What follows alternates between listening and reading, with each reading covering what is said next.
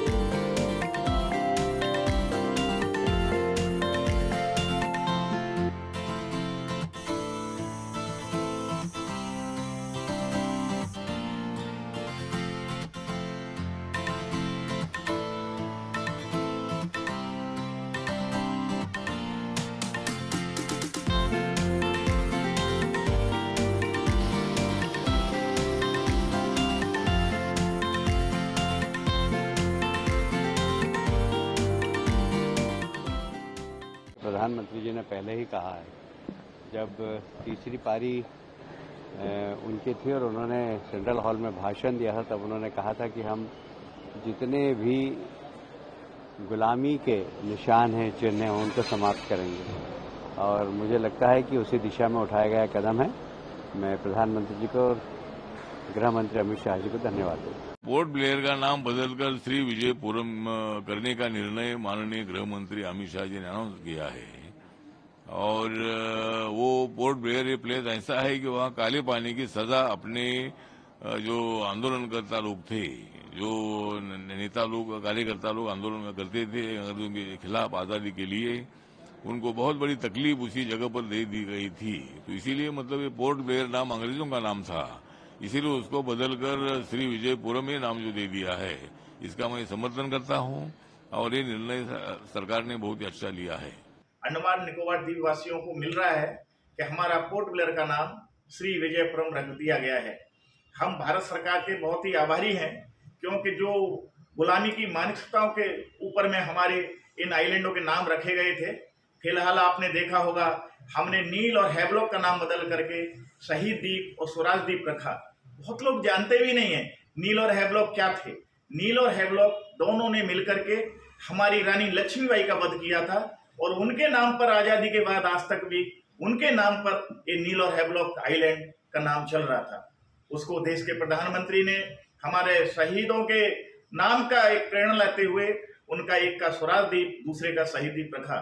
उसके बाद आप देख रहे हैं आज भी बहुत गुलामी की मानसिकताओं पर अबरडीन बाजार, पोर्ट ब्लेयर, ये कोई नाम नहीं। अपने जो नाम अभी आज दिया है श्री विजयपुरम, ये बहुत अच्छा, बहुत सुंदर नाम है। और ये अंडमान निकोबार द्वीप समूह पूरा इससे प्रभावित होगा, पूरा जन मानस प्रभावित होगा कि हम गुलामी की जंजीरों से जकड़े हुए थे, वो आज जंजीरें आजादी के बाद पहली बार टूटती हुई दिखाई दे रही हैं। इसके मैं एक और बात बताना चाहता हूं आप सभी देशवासियों को। औरंगजेब ने इतने अत्याचार हमारे देश के ऊपर में किए थे, लेकिन आजादी के बाद अभी तक भी दिल्ली में औरंगजेब मार्ग नाम रखा हुआ था, लेकिन हमने अपने महान वैज्ञानिक श्री अब्दुल कलाम जी के ऊपर में उसका नाम रखा। ये भारत सरकार, राष्ट्र के बारे में सोचने वाली सरकार, देश के प्रति सोचने की सरकार ही ऐसे निर्णय ले सकती है। जिस प्रकार से हमारे भारत के यशस्वी प्रधानमंत्री श्री नरेंद्र मोदी जी ने पूरे देश में जिस तरह से एक एक करके उन गुलामी के प्रतीकों को समाप्त करने का जो प्रयास किया है, उसी का एक कड़ी अंडमान निकोबार द्वीप समूह में भी देखने को मिला है। और कुछ पल पहले ही हमारे भारत के गृह मंत्री माननीय श्री अमित शाह जी के द्वारा जो ट्वीट हमें प्राप्त हुआ, जिस प्रकार से उन्होंने इस अंडमान निकोबार के पोर्टब्लेयर शहर का नाम श्री विजयपुरम रखे, उसका पूरे द्वीपवासी और भारतीय जनता पार्टी हम हृदय से उसका स्वागत करते हैं। हम सबको जानना होगा कि आखिर में इस पोर्टब्लेयर का नाम बदलने का वजह क्या है, क्योंकि ये पूरे द्वीपवासी और पूरा देश को ये जानना होगा कि ये पोर्टब्लेयर का नाम ईस्ट इंडिया कंपनी का ही एक दुराचारी व्यक्ति का नाम, जो कि आर्चिबाल्ड ब्लेयर के नाम से ही इस पोर्टब्लेयर का नाम रखा गया था।